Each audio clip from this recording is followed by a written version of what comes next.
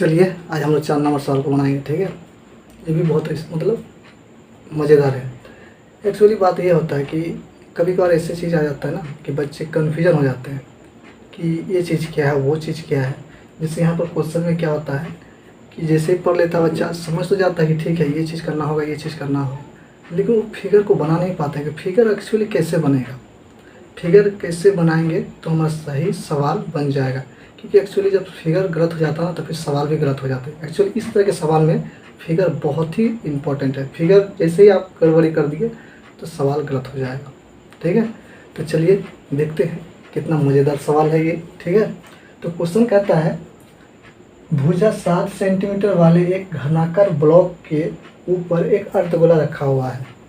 कहता है एक घन है, यानी एक घनाकार क्या ब्लॉक है, चारों तरफ से बंद है, और उस घन का जो भुजा है कितना है, 7 सेंटीमीटर है, और उस घन के जो आकार का वस्तु है उसके ऊपर एक अर्धगोला रखा हुआ है।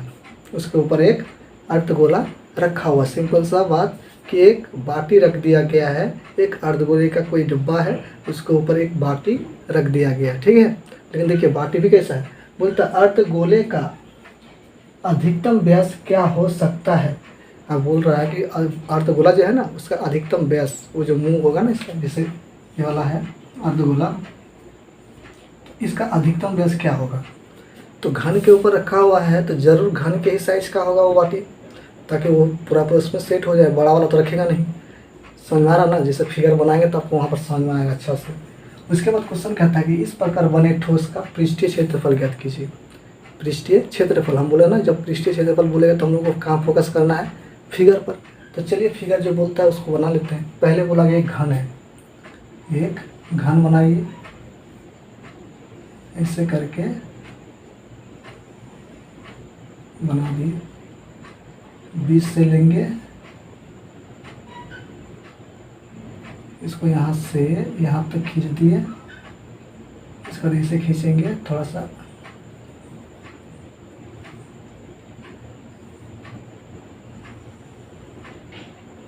ऐसा खींच दिए। ठीक है, इसके बाद इसको इसके साथ मिला देंगे, फिर इसको इसके साथ मिला दीजिए, फिर इसको इसके साथ मिला दीजिए, फिर इसको इसके साथ मिला दीजिए। ये क्या बन गया, एक घन बन गया ना। अब बोला गया है कि उसका जो भुजा है 7 सेंटीमीटर है, ये भी है, ये भी 7 सेंटीमीटर है, इसकी चौड़ाई भी 7 सेंटीमीटर है। जानते हैं ना घन की प्रत्येक भुजा क्या होता है, समान होता है ना। तो इसकी सभी भुजा क्या, ये 7 है तो ये भी 7 होगा, ये भी 7, ये 7 है तो ये भी 7, ये भी 7, ये भी 7, ये 7 है, ये 7 है, ये 7, ये 7, सबके सब क्या है, 7 है। ठीक है, अभी क्या बोला गया है, इसके ऊपर एक अर्धगोला रखा गया है। तो अर्धगोला का जो मुंह होगा किसके जैसा होगा, वृत्त के जैसा, तो उसको उलाट के ही ना रखेगा, ऐसे तो नहीं रखा गया है। ऐसे करके यानी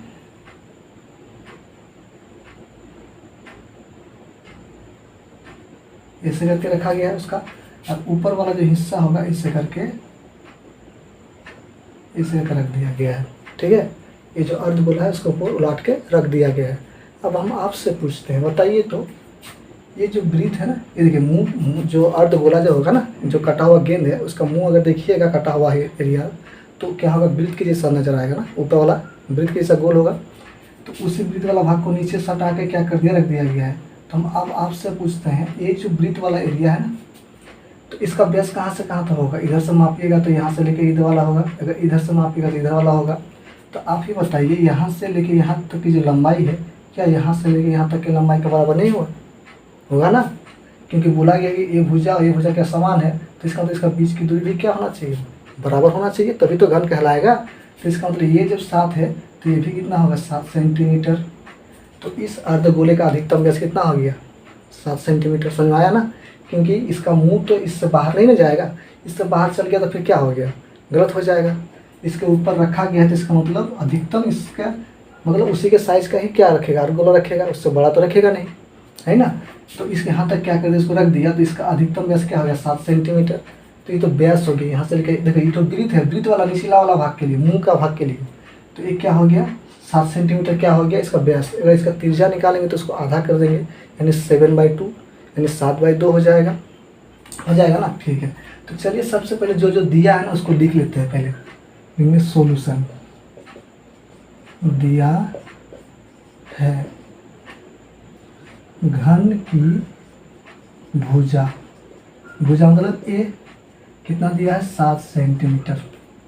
ठीक है, चलिए इसके बाद अर्ध गोले की, पहले क्वेश्चन जो दिया ना उसका आंसर देते हैं। क्या है? अर्ध गोले का अधिकतम व्यास, अधिकतम व्यास, व्यास यानी क्या हो जाएगा, डी बराबर 7 सेंटीमीटर। यानी अर्धगोले का जो अधिकतम व्यास होगा कितना होगा 7 सेंटीमीटर, क्योंकि उसकी भुजा जो है यहाँ से लेके यहाँ तक की जो घन की लंबाई है 7 सेंटीमीटर है। तो खूब से खूब 7 सेंटीमीटर तक का ही आप अर्धगोला को रखिएगा, उससे बड़ा तो नहीं रखिएगा। रख सकते हैं क्या? नहीं ना। तो यानी अधिकतम बोला है, अधिकतम तो बड़ा से बड़ा कितना, तो उसका घन का जितना साइज है उतना बड़ा ही रख सकते हैं आप, यानी 7 सेंटीमीटर। समझ आ गया?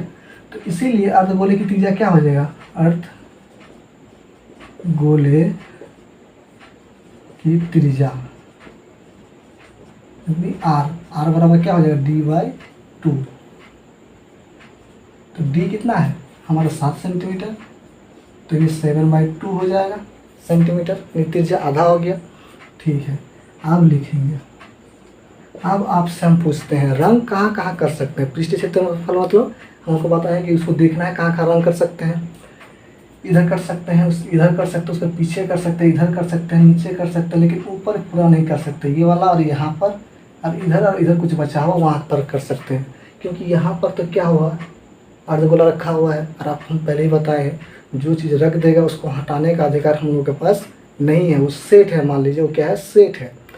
लेकिन जितना भी एरिया छूटा हुआ है ना, उस एरिया का आकार कैसा दिखे, तो गोल यानी वृत्ताकार, वृत्त के आकार का क्षेत्र कुछ घेर के रखा है ये अर्धगोला। तो यदि हम इस घन का पार्श्व पृष्ठीय क्षेत्रफल अगर निकालते हैं तो इसके चारों ओर का देगा, निचला वाला भाग और ये वाला छूट जाएगा, जो कि बहुत ही हानि हो जाएगा। तो सर कैसे निकालेंगे? और यदि हम इसका क्या करते हैं, संपूर्ण पृष्ठीय क्षेत्रफल निकालते हैं, तो ये वाला जो छूटे मतलब रंग नहीं कर सकते, ये भी आ जाएगा, ये भी दिक्कत हो जाएगा। तो कैसे करेंगे? तो एक्चुअली हम लोग क्या करेंगे, घन का संपूर्ण पृष्ठीय क्षेत्रफल निकालेंगे। ठीक है, और उसमें ये जो आकार कौन सा किस आकार का आकृति छूट रहा है, मतलब किस आकार का क्षेत्र छूट रहा है, वृत्त का आकार का, नहीं वृत्त के आकार का क्षेत्र छूट रहा है ना। देखिए ये वृत्त के आकार का है, तो इस वृत्त के आकार का क्षेत्र को हम लोग माइनस कर देंगे, यानी वृत्त का क्षेत्रफल क्या होता है, πr²। तो आर बोलेंगे सर कहाँ से आएगा, तो ये वृत्त का आकार, ये तो वृत्त है ना, तो वृत्त के लिए क्या है, त्रिज्या हो जाएगा, इसको आधा कर देंगे। तो समझ में आ रहा है मेरे बात? तो संपूर्ण पृष्ठीय क्षेत्रफल में ये वाला वृत्त का क्षेत्रफल को क्या कर देंगे, माइनस कर देंगे। तो इसका, इस घन के लिए सब जगह का क्षेत्रफल निकल जाएगा जहाँ जहाँ रंग कर सकते हैं। लेकिन और एक छुटा हुआ है जो ए अर्धगोला है, तो अर्धगोले में कहाँ कहाँ कर सकते हैं, यहाँ से इस सब में कर सकते हैं, और इसके भीतर तो कर ही नहीं सकते। क्यों? क्योंकि तो ढापा हुआ है। तो इसका मतलब घन ये क्या हो जाएगा, ये अर्धगोले का वक्र पृष्ठीय क्षेत्रफल। समझ में आ गया? ठीक है, तो चलिए लिखते हैं। अब ठोस का या फिर ठोस का पृष्ठीय क्षेत्रफल, पृष्ठीय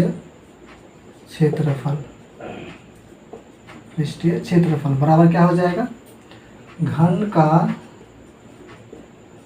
संपूर्ण पृष्ठीय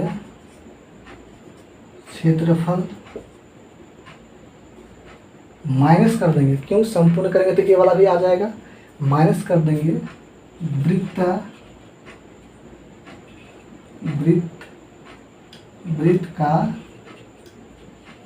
क्षेत्रफल, वृत्त का क्षेत्रफल, ये तो वृत्त के आकार का क्षेत्रफल है ना, तो वृत्त का क्षेत्रफल। ठीक है, अब देखिए प्लस इसको घटा के ये इसका घन का निकल गया, अब प्लस पे जोड़ना पड़ेगा। ये भी तो रंग कर सकते हैं ना, जिसको नहीं रंग कर सकते हैं उसको माइनस कर दिया, फिर जिसको कर सकते हैं उसको प्लस करेंगे, फिर ये वाला एरिया को।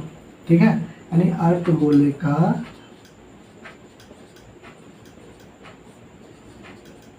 वक्र पृष्ठीय क्षेत्रफल। समझ में आया? ठीक है, घन का संपूर्ण पृष्ठीय क्षेत्रफल होता है 6a² माइनस वृत्त का क्षेत्रफल होता है πr²। देखिए सभी के लिए त्रिज्या समान है, वृत्त जो है ना, वृत्त ये वाला ही एरिया है, तो उसके लिए भी त्रिज्या यही काम करेगा। घन जो है तो घन का तो जरूरत नहीं है। अर्धगोले का जो त्रिज्या होगा तो अर्धगोला ये वाला है, तो उसके लिए भी त्रिज्या यही वाला काम करेगा, क्योंकि तो क्या है अर्धगोला है ना, तो उसके लिए त्रिज्या यही वाला काम करेगा। ठीक है, प्लस अर्धगोले का वक्र पृष्ठ क्षेत्रफल क्या होता है 2πr² होता है ना। ठीक है, अब देखिए 6a², एगो πr² में अगर बोलेंगे 2 को π², या फिर ध्यान से समझिए कैसे बताना है। क्या है प्लस है माइनस है ना, तो देखिए यहाँ पर 2 को πr² है, 2 को πr² है, यहाँ एगो πr² है, तो 2 को πr² में एगो π² चल जाएगा, क्योंकि प्लस से माइनस से क्या होता है माइनस, तो एगो πr² बचेगा, लेकिन प्लस का मान बड़ा है इसलिए प्लस में πr²। 2 को πr² में एगो π² चल गया तो एगो बच गया, प्लस का मान बड़ा है तो प्लस में ले लिए। ठीक है, अच्छा 6 गुना भुजा हमारा कितना है देख लीजिए 7, यानी 7 का स्क्वायर, फिर पाई का मान 22/7।